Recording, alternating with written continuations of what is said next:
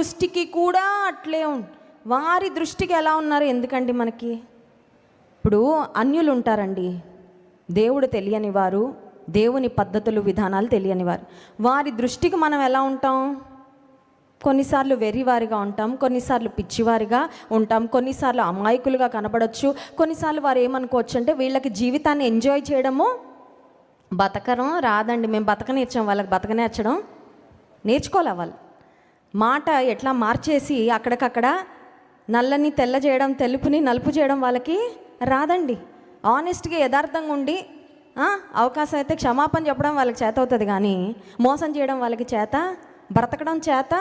ఒకవేళ లోకస్తుల దృష్టిలో మనం అలా ఉండొచ్చు, కానీ మనల్ని మనం ఏ దృష్టితో చూసుకోవాలంటే దేవుడు మనల్ని ఏ దృష్టితో చూస్తున్నాడో, దేవుని దృష్టిలో మనము ఏమై ఉన్నామో ఆ దృష్టితో మనల్ని మనం చూసుకోగలిగితే మన జీవితంలో దేవుని ఉద్దేశాన్ని ఖచ్చితంగా నెరవేరుస్తాము.